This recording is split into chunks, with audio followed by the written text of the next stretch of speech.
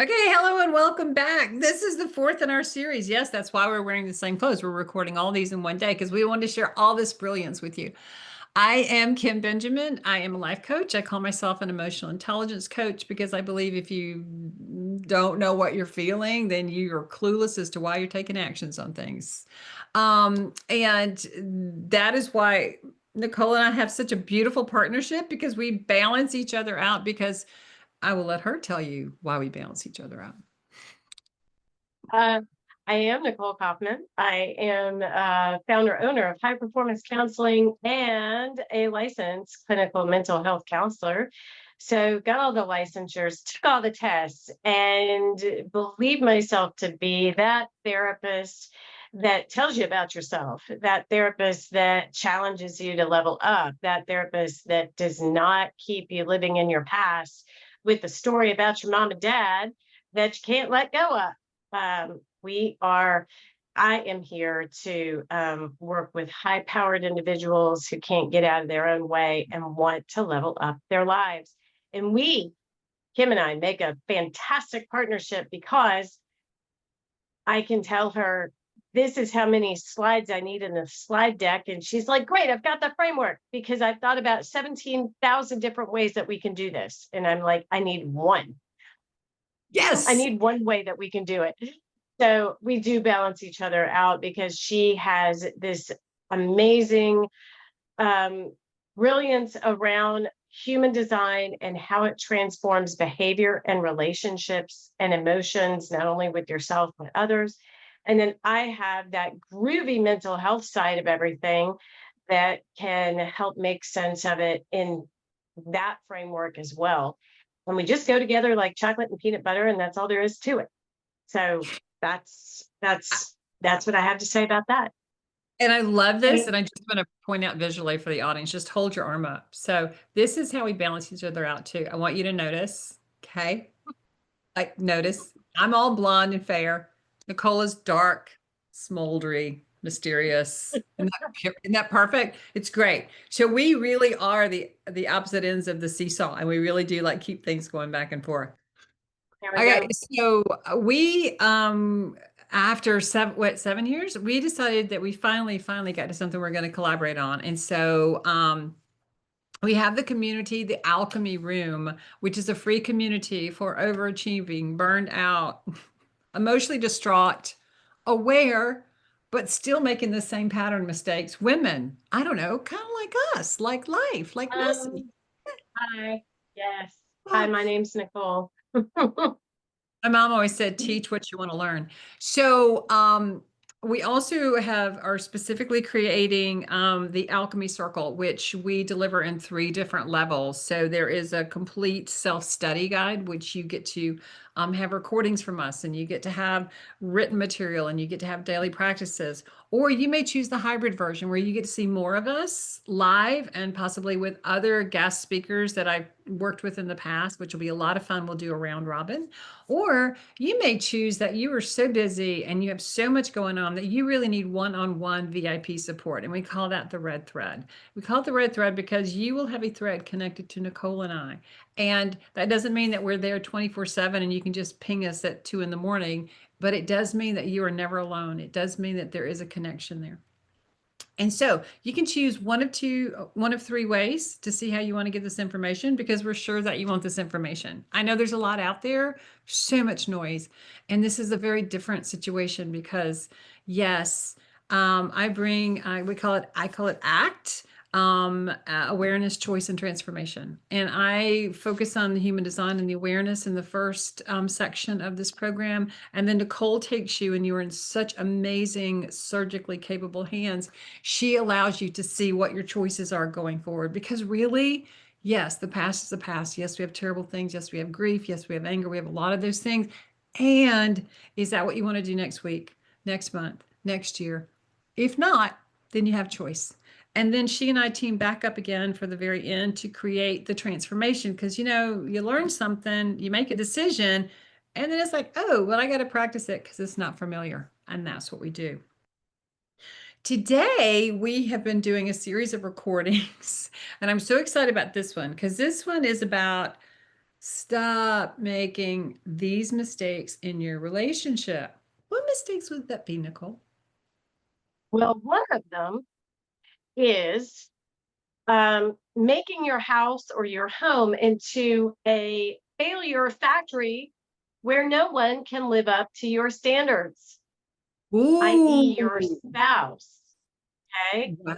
So, yeah. And here's what that looks like, that the never enough kind of, oh, he doesn't help enough. Oh, he doesn't do enough. Oh, there isn't, you know, he's not folding the towels right, or the dishwasher is loaded wrong, or, dishes in the, it's this, if you're taking ownership of the house or the home and how the home rolls, but your spouse just can't live up, can't, I say they can't even breathe right around you. And I see that so much in my work that I do with partners, is, oh, I try, is what I hear from partners, but it's just never good enough. And after a while, it's pointless. Why do I even bother? It's just because it's not even any of my effort is appreciated. And Wow. yeah, so that is one way that you're kind of messing up your relationship, and I think it's a mistake. Um, and Mhm. in the work that you and I do together, we can talk about how did we get to those standards? Why do we feel that way, and that kind of ownership around our house or the kids or how we're raising the kids and all of that?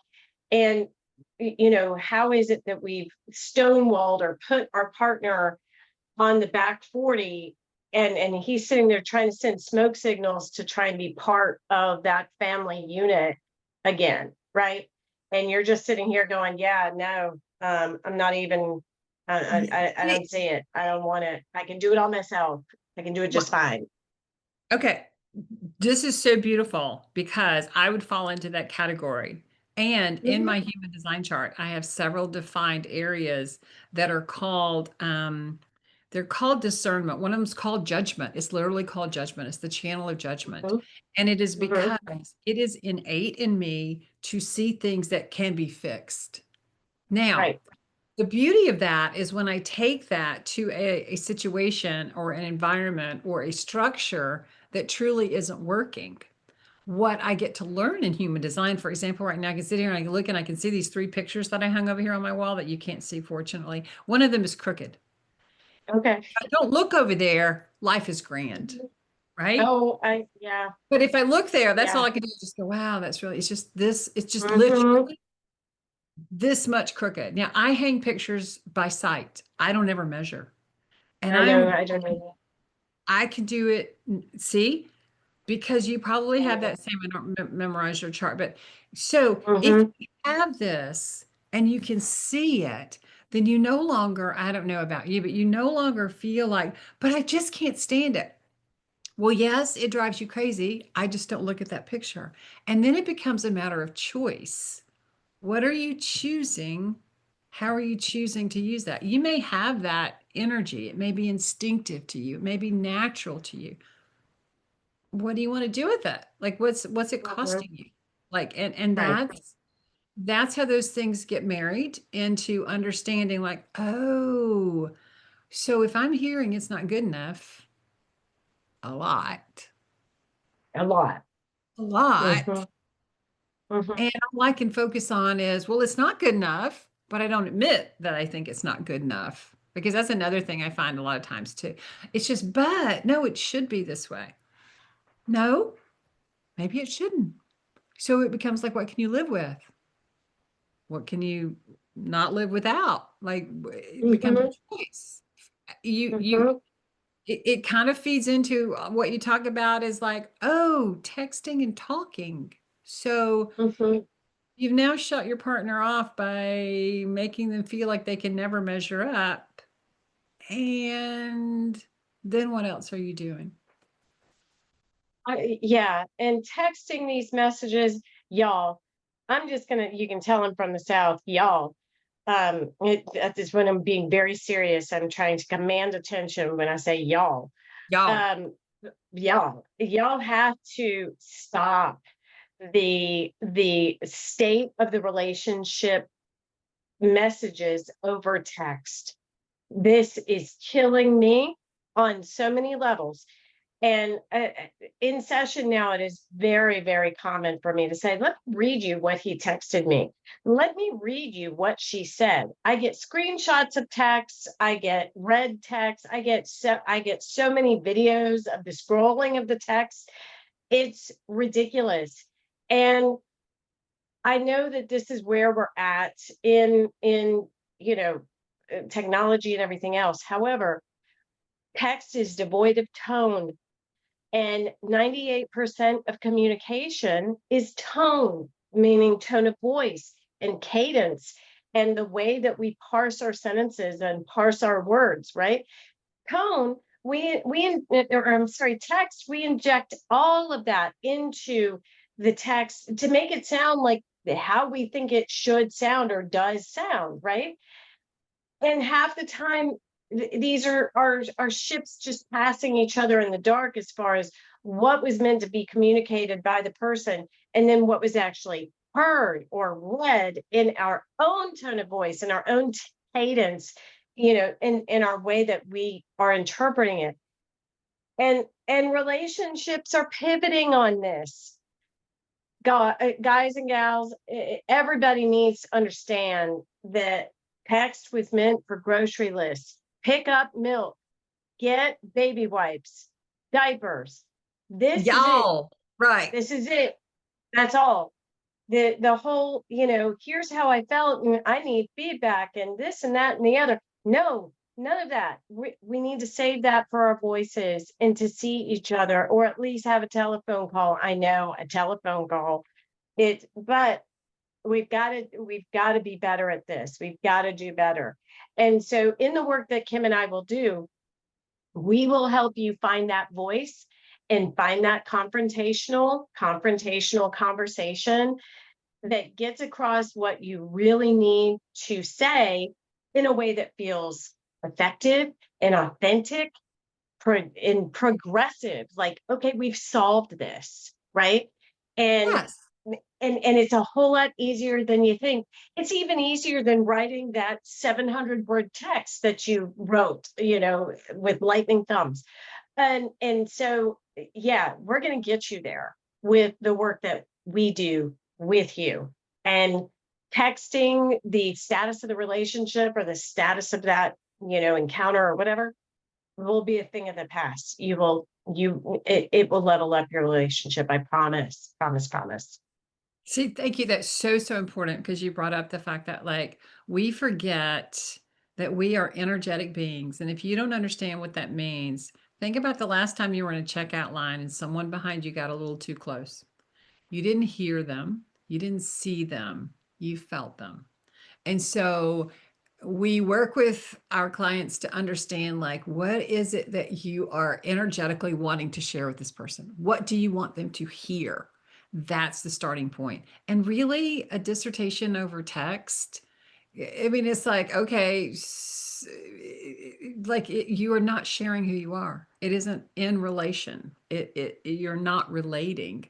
You are dictating something, and you're not getting across who you are. You're not getting across how you feel. And if you're angry, and yes, we work with how to have difficult conversations because the only way, conflict, people see conflict as oh, it's a bridge burner. No, it's a bridge builder because it requires you to be honest and authentic, and it requires you to be in ownership of how you're feeling, what you want, what your expectations are, and it requires you to verbalize them. I mean, conflict can be the greatest connection builder when you are both approaching it from that way, and you can't do that via text.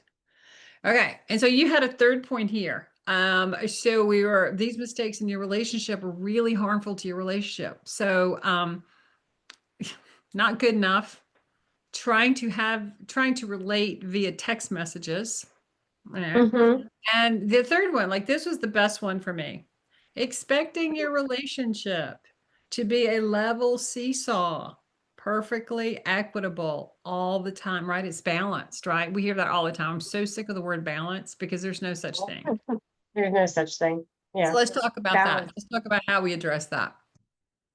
Well, and it's just not, people, people complain, about, what they call traditional or trad. We're now to the point of abbreviating all words. So trad roles, traditional roles in the household or in relationship.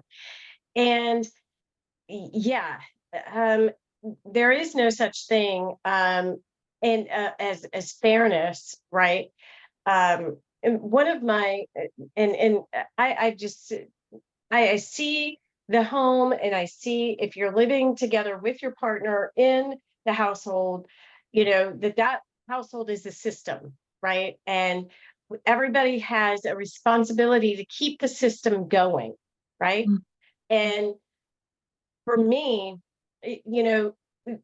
systems don't operate in a vacuum. There needs to be incentives, and there needs to be partnership and compromise, right? So to that end, and I've just made this very, kind of, I don't know, industrial sounding, but we're going to I get real like it. It's very non-industrial. visual for me. Right. But what I'm going to say is, you know, if somebody is a high point in their career, or if we've got kids under 6 years old living in the house, this system gets very messy. It gets very disjointed. It gets very, catch as catch can. But as long as everybody's participating, that's what matters. But there is a way, and it's just not going to be fair. So let it go. Let go of this concept of fairness or equity or pulling your weight, especially when we've got kids in the house. And even if we don't, I know that what I see as far as, kind of like you said, the picture over the couch is hung too high. It's been hung too high for a while now, and I just try not to look at it, and I want to move it. Um, and I just don't look at it. There are things that I can let go, and there are things that I can't, right? Right. And for me, when my partner is, at a high stress point or whatever, I'm taking on more of the stuff. I just Sure. am, and it's fine. And I don't expect it to be any more or any less than, and I do it because I want to, not out of martyrdom, or, and I'm not scorekeeping. I'm not saying, well, I did this and I did that and I do all of the things and you do blah blah. You know what? Right. It's because I want the house to look the way that I want it to look, and this Right. makes me feel Right. comfortable, and that's why I'm Right. doing it. Yeah. So that's a perfect point, and that'll be a great wrap up point for us. So for me, what I keep hearing in all of this are unexpressed expectations. Exactly. There you go. It's like, Thank you. right. We think like, well, no, the house has to look this way, but we forget, no, we want the house to look this way. Yeah, that's a me We thing. we we want this. And so it's and if those expectations are expressed and discussed, and there is an understanding about them, so that you're not Mhm. secretly quietly having this thing. And this is where really understanding your human design chart gives you some insight into, wow, I didn't even know that I was thinking that or wanting that, and then seeing your partner and like, I didn't even know that's how they were perceiving it. So that's where awareness really factors into choice. So then you get to choose. So Mhm. beautiful wrap up. So three huge mistakes that really destroy your relationships are not good enough, making your home a place where people are not actually at home and feeling comfortable. And wow, that one really stung for me because I could really see that because it's really in my chart. And I know I'm like Mm. that. And I've really learned to step back on a lot of those things. Texting over talking, because that's not really communication. And then expecting your relationship to always be equally balanced all the time. And it's going to be fair and it's got to be fair. And it will be fair if you're asking yourself what your expectations are And you're actually asking yourself, in my opinion, like, okay, what price am I willing to pay to have these things? Am I willing to do the work because I want these things? Or is it going to build resentment? Or am I going to start Right. scorekeeping? Or am I going to start doing this? So it really is about clarity and awareness of what it is that's driving you. And that's what we do together. We bring those to be. Yes. Thank you for being Yay. here. Thank you. Heart hands. Thanks for coming. Come back. Thank you. Come again. Bye-bye.